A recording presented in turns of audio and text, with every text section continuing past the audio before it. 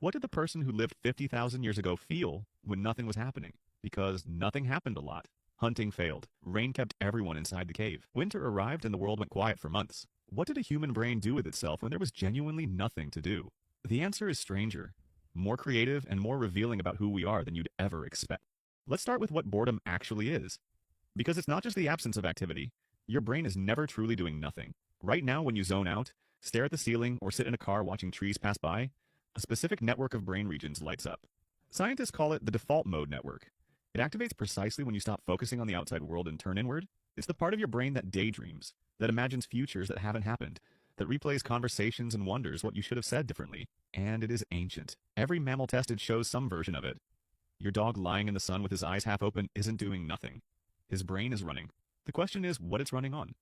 For early humans, that internal engine had a lot of raw material to work with, and the evidence suggests they did something surprisingly specific with it. They made things. Not because they had to, because they couldn't stop themselves. In a cave in South Africa called Blombos, archaeologists found something that stopped them cold. Tiny pieces of ochre, a reddish-brown mineral engraved with deliberate geometric patterns. Not tools, not weapons, not anything useful for survival, just marks, just patterns, made by a human hand roughly 75,000 years ago. Around the same period, someone in a Moroccan cave drilled tiny holes through shells and strung them together. The oldest jewelry ever found. No one needed a necklace to hunt. No one needed a necklace to stay warm. They made it because something inside them needed to make it. That something is boredom looking for an outlet. But it wasn't just art. When early humans had downtime, they watched. Obsessively. A site in Zambia called Twin Rivers contains some of the oldest evidence of astronomical observation. Ancient humans tracked the moon. They counted its cycles.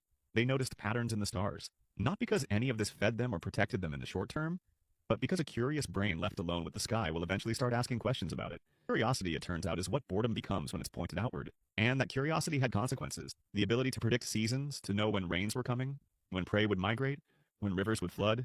These observations made during slow seasons with nothing else to do eventually became the foundation of agriculture, navigation, and civilization itself. There's another thing they did with downtime. They played. And the evidence for this is uncomfortable because we tend to think of play as something children do and serious adults grow out of. But anthropologists studying modern hunter-gatherer groups, the Hadza of Tanzania, the San people of southern Africa, find that adults spend enormous amounts of leisure time playing games, wrestling, dancing, throwing things at targets, competing at nothing in particular. And they've been doing this for as long as anyone can document. In 2010, researchers found what they believe to be the oldest board game ever discovered, a series of holes carved into rock in a cave in Kenya, arranged in a pattern that matches ancient Mancala-style counting games still played across Africa today. Estimated age between 5,000 and 7,000 years old. Someone sat in that cave and carved a game into stone. Not because they were told to, because they were bored and their brain needed a problem to solve. Here's the deeper thing happening. A brain given nothing to do doesn't go quiet. It gets hungry. And when it can't find a problem outside, it generates one internally. That's what games are. Artificial problems. Constructed difficulty. You know intellectually that moving a piece across a board doesn't matter, but your brain treats it like it does because your brain was built to need problems the way your body was built to need food. Boredom is hunger. Not for stimulation exactly, for meaning. For something that matters, even briefly, even artificially. And then there were the stories. The campfire at night, the long winter inside a cave, the rainy afternoon with nowhere to go. These weren't just inconveniences, they were the conditions that built human culture. Anthropologist Polly Wiesner spent years with the Zhu Huanzi people of the Kalahari, recording their conversations day and night. During daylight hours, talk was practical. Food, tools, disputes, logistics. But in the idle hours around the fire, after dark, when there was nothing pressing to do, 81% of conversation shifted to stories, tales of people far away, of animals with strange powers, of ancestors who did remarkable things, of what happens after you die. The long, slow, boring hours of human prehistory weren't empty. They were the original writing room.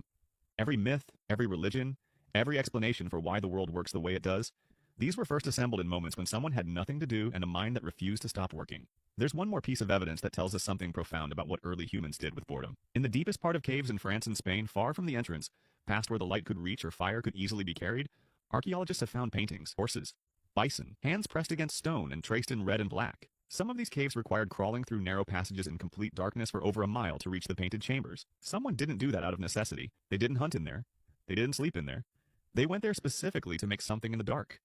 In the quiet, alone, or maybe together. And they stayed long enough to make hundreds of images, many of them layered over centuries, meaning people came back again and again to the same places, to the same blank walls, to keep making things that no one had to make. Scientists have debated for decades what these cave paintings were for. Ritual, religion, communication, maybe all of those. But there's a simpler answer, hiding inside all of the complicated ones. They made them because making things feels meaningful. Because when the outside world offers nothing, the inside world generates something. Because the human brain, faced with emptiness, fills it. It always has. It can't help it. So the next time boredom creeps in and you reach for your phone to make it stop, consider what you might be interrupting. Because boredom has a 300,000-year track record of producing something interesting. The oldest art, the oldest games, the oldest stories, the foundations of science itself. All of it emerged in the gap between one necessary thing and the next. In the slow hours, in the quiet, in the moments when there was nothing to do and a brain that absolutely refused to accept that. Boredom isn't a bug in your operating system. It's one of the oldest features you have. And for most of human history, it worked exactly as intended.